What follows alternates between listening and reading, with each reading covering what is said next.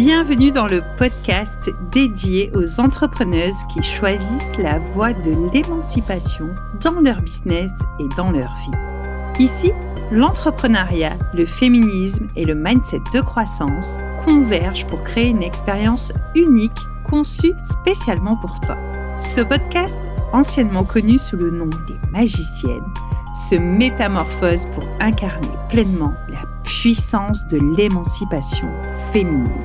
Si tu es entrepreneuse, freelance ou indépendante, ce podcast est fait pour toi. Je comprends que tu aspires à développer ton entreprise sans sacrifier ta vie personnelle, ton bien-être ou ton épanouissement. Nous explorons des thématiques variées pour nourrir ton esprit et propulser ton activité. Chaque épisode est conçu pour te rapprocher un peu plus de ton véritable potentiel. Ma mission, t'accompagner dans le développement d'une entreprise qui reflète ton essence, loin des normes patriarcales et consuméristes de notre société actuelle. Je crois en l'importance de prendre soin de soi, de sa famille, tout en bâtissant une entreprise florissante. Sois prête à redéfinir ton succès à ta manière. Libère ton potentiel, explore ton essence, c'est l'heure de l'émancipation féminine.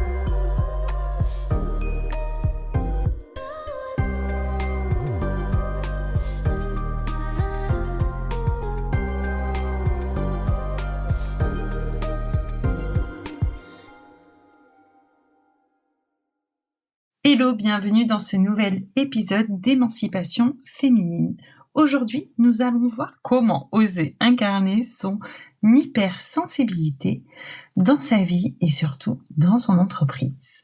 Je vois beaucoup trop d'entrepreneuses hypersensibles qui n'osent pas se lancer dans quelque chose de nouveau par peur. Parfois qui n'osent pas se lancer tout court, qui n'osent pas appuyer sur le bouton de ce réel, de cette publication sur Instagram, qui n'osent pas affiner leur prix, qui n'osent pas sortir cette nouvelle offre qui pourtant leur tient vraiment à cœur parce qu'elles ont peur. Et elles ont peur de beaucoup de choses et surtout, parfois, elles ont peur d'elles-mêmes en réalité. Parce que quand on est hypersensible, en fait, on a notre cerveau qui tourne à 10 000 à l'heure. Et parfois, à force de réfléchir, à force de s'introspecter, de s'auto-analyser sans cesse, on redéclenche des peurs ou on reste avec nos propres peurs. Et c'est clair que les émotions peuvent nous figer. Et quand on est comme ça dans ce branle-bas de combat en fait avec soi-même, c'est-à-dire qu'on est là, on ressasse. Je dois faire ci, je dois faire ça. Donc on se déçoit quelque part de ne pas passer à l'action. Donc on repart dans des émotions de je suis déçu de moi, je n'ose pas, je n'ai pas confiance. On repart dans ce moulin de pensée. Et au final, notre énergie est complètement à plat, forcément. Ce n'est pas de notre faute, mais c'est parce que, à force de penser, à force de vivre à 10 000 ces émotions, notre énergie, elle s'est vide.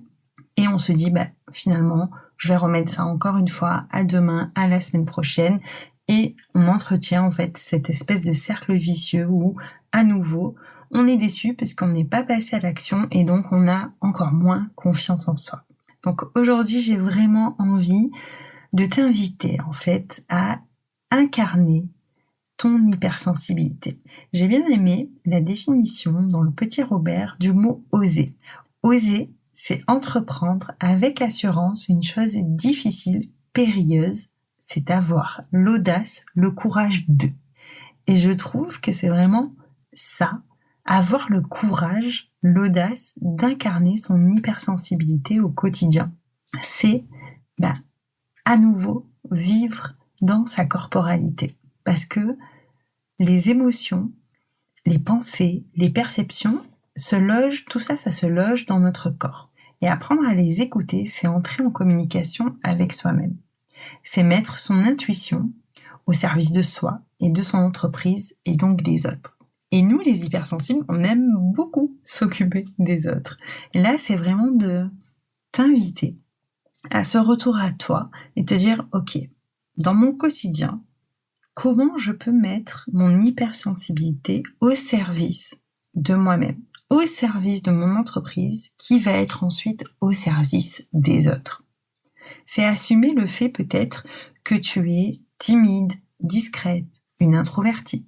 Ça n'empêche pas d'entreprendre, d'avoir ce type de personnalité. Au contraire, il y a plein de gens qui recherchent ce que dégage l'introversion. L'introversion, ça dégage de la discrétion. Donc, quand on a des clients, être avec quelqu'un qui est discret, c'est important. En fonction du métier qu'on fait, c'est très important.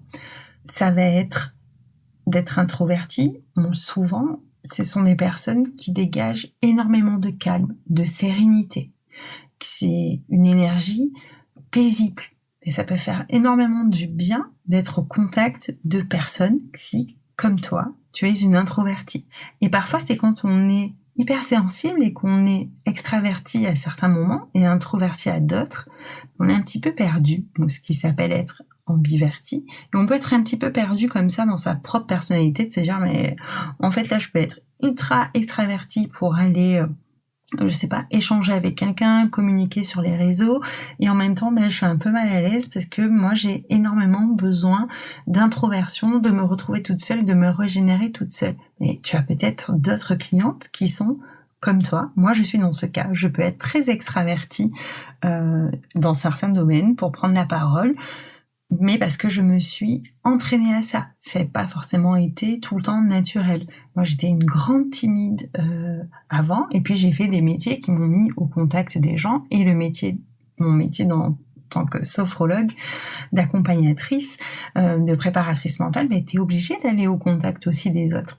Donc, autorise-toi à briller, autorise-toi à être toi-même, car c'est cette version-là que tes clientes recherchent en fait. Je discutais avec l'une d'entre vous, c'était via les contenus que j'avais postés sur Instagram, et puis on a eu des discussions en aparté, et cette personne l'une d'entre vous a été ravie en fait de tomber sur mon compte et de dire mais c'est super en fait parce que toi t'es hypersensible, moi je suis hypersensible, mais toi t'arrives à avancer. Moi j'ai remis mon compte, c'était un petit exemple, mais mon compte Instagram à 0. Je le redémarre, et puis j'ai eu envie de redémarrer comme ça pour que mon message prenne plus de place, puisque mon ancien compte, il était public, après il a été privé, puis il y a eu beaucoup de monde de ma famille qui sont venus dessus, donc en fait mon message pour les entrepreneuses hypersensibles ne passe pas puisque l'algorithme fait que si les gens ne likent pas, les gens de ma famille ils sont pas forcément intéressés par mon travail auprès des entrepreneuses, parce que bien la plupart ils sont salariés en fait, et tout le monde dans ma famille n'est pas du tout hypersensible. Donc cette personne-là me disait mais c'est super et tout, parce que moi en fait je n'ose pas publier. C'est ok de pas oser publier, mais donc je me suis permis de conseiller l'une d'entre vous, et j'espère vraiment, si tu m'écoutes, je sais que tu te reconnaîtras, que tu vas oser en fait appuyer sur ce bouton pour envoyer ta publication. Souvent on se fait des nœuds en fait pour ne pas faire les choses parce qu'on se dit que les autres vont se moquer, mais en fait on n'est pas si visible que ça sur Instagram. Déjà, si on poste pas, on ne l'est pas, et c'est pas parce qu'on poste qu'on va être vu par 10 000 personnes.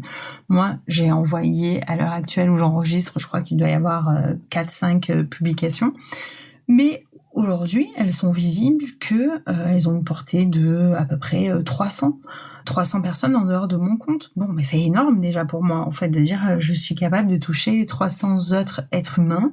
Moi, ça me va, j'ai pas besoin de faire des milliers de vues, et c'est pas ce qui va se passer de toute façon. Quand tu vas poster, tu vas pas avoir forcément des milliers de vues. Donc, incarne ça. Reviens à ton hypersensibilité. Qu'est-ce qu'elle te dit ? Ok, j'ai peur du regard des autres, je manque de confiance en moi, patati patata. Ok, comme la plupart des êtres humains, même les gens hypersensibles, qui ne sont pas hypersensibles, peuvent ressentir ça. Avoir peur du regard des autres, ne pas avoir confiance en eux, mais ton hypersensibilité n'est pas là pour te figer sur place, n'est pas là pour te contrarier. Incarne pleinement qui tu es. Remets de la conscience dans le message que tu veux faire passer. Si c'est ça qui te bloque, de te dire, je te répète si tu écoutes aujourd'hui ce podcast que je t'ai dit par écrit, mais il y a peut-être une cliente qui a besoin de t'entendre aujourd'hui, qui a besoin que tu délivres ton message. Donc c'est avoir la capacité de se décentrer, de mettre tout en empathie. Ok, Je suis là, je stresse, j'ai peur, j'ai pas confiance en moi, blablabli, blablabla. Ok, comment je peux m'apporter comme si c'était à une autre personne, comme si c'était un petit enfant? Est-ce que je peux me prendre l'espace d'un instant dans mes bras? Est-ce que je peux remettre toute mon empathie et à la fois oser passer ce cap, oser me montrer tel que je suis? Bien souvent, ce qui te bloque, c'est que tu veux être une autre personne que ce que tu es réellement. Ben ok, tu es hypersensible, mais c'est magnifique. Tu as bien de la chance d'être hypersensible. Parfois, c'est enquiquinant au quotidien, mais en réalité, tu as énormément de chance parce que tu es au contact de tes émotions, tu es au contact de ton intuition et tu sais profondément ce que tu dois faire. Les autres, ce sont les autres. Vraiment, ce qui va t'aider à incarner ton hypersensibilité, c'est de ne pas vouloir être une autre personne que celle que tu es aujourd'hui. L'idée, c'est vraiment de s'autoriser. Tu es comme tu es parfaite comme tu es, et le monde a besoin de gens comme toi, comme moi. On a besoin des hypersensibles.